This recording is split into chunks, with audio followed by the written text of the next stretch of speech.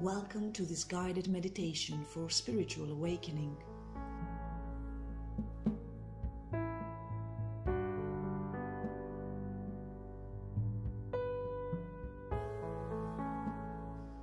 This is an exercise inspired to assist you with becoming the distant observer of your earthly self.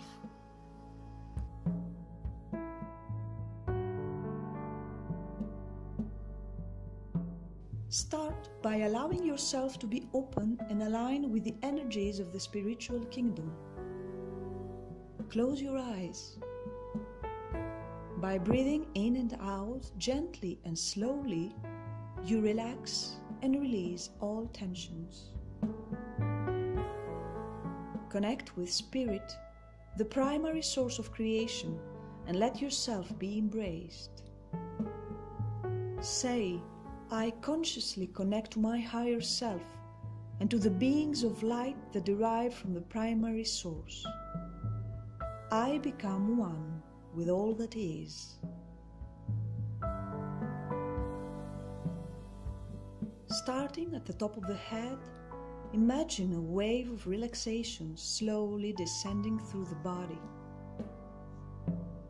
Begin with the scalp, and as the wave touches, release all effort as you become aware of the natural vitality of every cell, the abundant blood supply infusing the tissues with radiant and healthy life. As the wave descends, sense how it softens each part it moves through, loosening the tension in each muscle, releasing all the stress. Move down to the forehead and feel the tension draining away. The same with the eyes, the back of the head, the nose, cheeks, mouth, neck and throat. Release the tightness across the shoulders and allow them to gently sink. Move on to your upper arms, the elbows, the wrists, hands and fingers. The wave of relaxation continues through the torso, the chest, the abdomen, the upper and lower back, pelvis, genitals, the base of the spine, the thighs, knees, ankles and feet.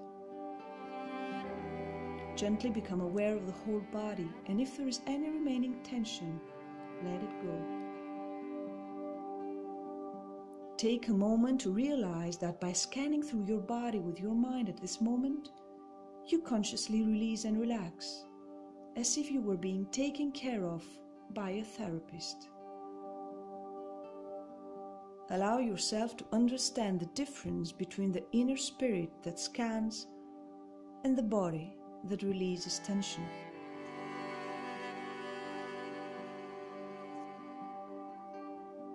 Now softly open your eyes and look at the picture in front of you. Notice its beautiful pale colors. Notice how the shapes invade your sight as your brain tries to recognize what it sees in the picture. For just a few seconds, different ideas may come about the theme of the painting, until your brain decides about what it actually recognizes in it. Take some deep breaths as you still gaze at the painting. Water lilies are swimming on the pond of a marvelous flower garden. This garden has been created to exhibit the beauty of the water lilies, and somebody is occupied with its maintenance. The painter is standing on a small round bridge made from wood in the garden, in order to paint the various parts of the garden in various lights and at different times during the day. You imagine yourself standing on the wooden bridge by the side of the painter and you are staring at the water lilies for a while.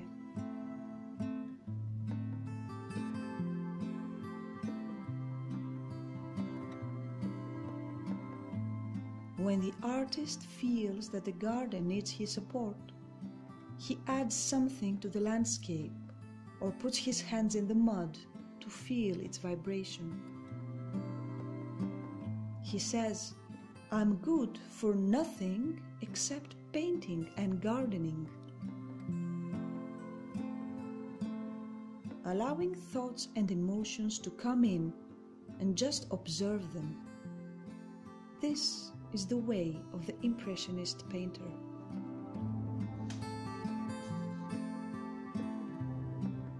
No thoughts and no emotions belong totally to you. They are flowing energies that invade your body.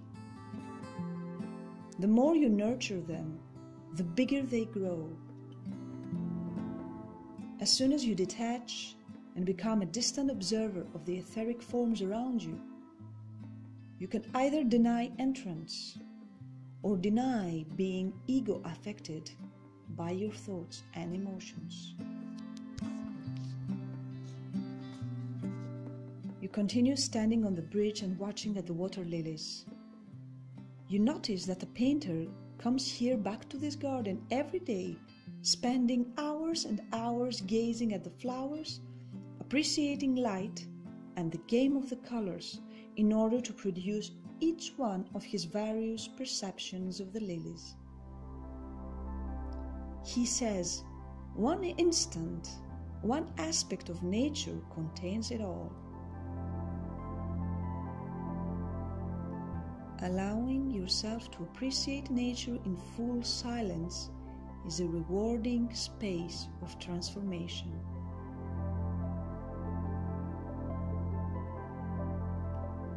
Keep staring at the water lilies. The painter is taking care of them for the pure joy of service. He calls them the Nympheas, as he realizes that they are like living spirits born in the waters. He realizes that the more he observes them as a distant friend, the more he becomes one with them and they merge with him. They now know him and recognize him. They are being affected by his look. He is constantly detaching from and attaching to them until he understands them and himself better. By the time he completes his 30 years of observation in the garden, he becomes a water lily himself. This is the quality of the distant observer. You no longer hold erroneous beliefs of yourself creating the world. You detach from control over thoughts and emotions. The color palette of your life becomes vibrant and independent. Your depiction of flora, water, and light is an artistic choice made by you as a whole, not at all burdened by ego self-obstacles, criticism, and stereotypes. Even if your painting is ignored for decades, you are still inside it, and your soul searches no mass recognition for it. Sign the work of your soul and don't spend a moment trying to sell it to others. As a distant observer of your physical self on earth, you allow spirit to speak through you in every breath you take. You allow the whole to be felt inside you constantly, and you can no longer be other than the whole.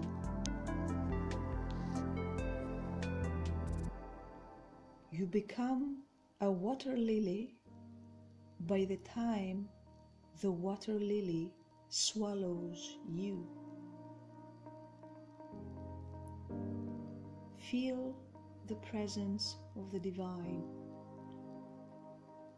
Know that the One is the One since the beginning of time.